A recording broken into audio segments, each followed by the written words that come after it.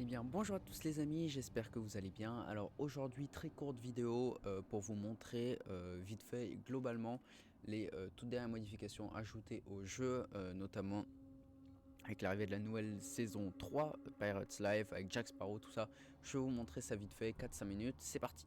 Alors déjà les amis, pour commencer, on a ce magnifique menu quand on arrive dans le jeu, voilà, avec le coffre avec le cœur de David Jones dedans. Je sais pas si vous avez la ref, si vous avez regardé Pierre des Caraïbes ou pas.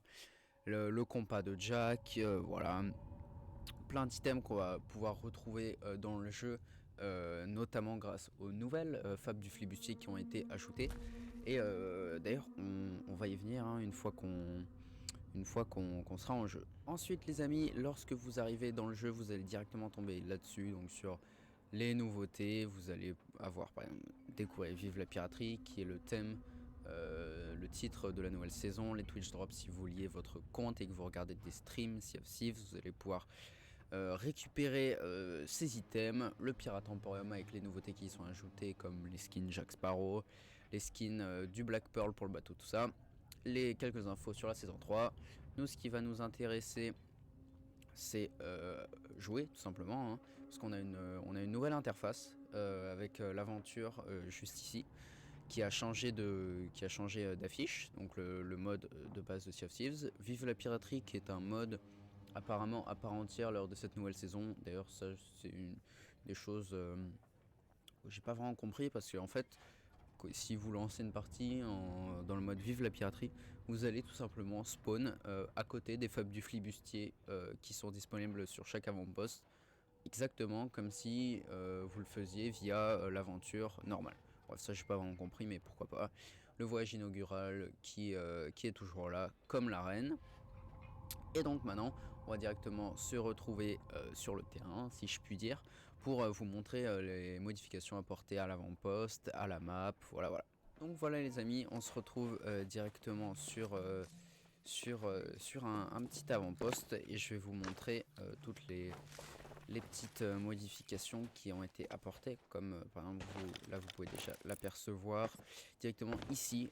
C'est le tout nouvel endroit que vous pourrez trouver dans chaque avant-poste, donc le camp le camp de la naufragée. Donc il y a une espèce de maison ici avec une porte qu'on ne peut pas ouvrir ici. Donc voilà, vous allez pouvoir parler à cette naufragée assez mystérieuse. Elle va vous raconter quelques trucs en particulier sur les nouvelles fables qui sont sorties. Et donc elles sont là, les 5 nouvelles fables du flibustier, sorties spécialement pour cette saison. Alors c'est normal si vous pouvez pas voter pour la 4e ou la 5e, tout simplement parce qu'il faut commencer par la première, c'est assez logique. Aussi ces fables là, vous pouvez bien sûr les faire sans avoir terminé les 10 autres fables qui étaient déjà inclus dans le jeu avant cette saison 3. Et puis voilà, c'est à peu près tout pour les installations qui sont arrivées récemment sur les avant-postes. Maintenant on va voir une petite modification au niveau de la... Ah oui, j'ai oublié de vous préciser que du coup c'était précisément à cet endroit là, précisément ici, que vous allez spawn si vous lancez une partie en mode Vive la piraterie. Voilà, c'est pour ça que j'ai pas vraiment compris, mais bon. Maintenant, comme je l'ai dit juste avant, on va voir quelques modifications qu'il y a eu sur la map de Sea of Thieves avec la saison 3. Donc quand vous allez sur la map, que vous allez vers le bas, bien sûr, il y a toujours la zone du hors-map. Mais, si vous allez vers la gauche, là, vous pouvez voir que la zone du map est beaucoup plus éloignée. Donc c'est apparemment la carte a été agrandie. Je ne sais pas s'il y a des îles non cartographiées qui se trouvent dans cette zone là. En tout cas, ce qui est sûr, c'est qu'on peut y aller sans avoir à subir les effets du hors map. Et surtout, très important, ici, la forteresse de corail qui si vous avez le jeu, je vous invite vraiment à y aller. C'est hyper joli.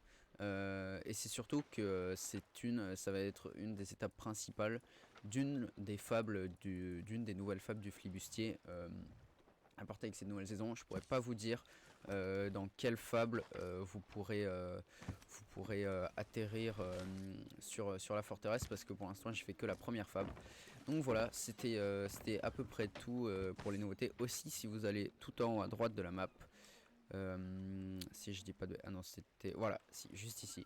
Je sais pas si vous aviez fait, vous, les 10 fables du flibustier qu'il y avait précédemment dans le jeu, d'ailleurs elles y sont encore, mais une des dernières fables, c'était après avoir trouvé le totem qui dissipe le brouillard, on pouvait se rendre aux Shores of Gold, qui était une île avec plein de trésors où on fightait un boss squelette à la toute fin, qui était un peu le boss de tout Sea of Thieves. Donc voilà, maintenant c'est un endroit cartographié sur la map.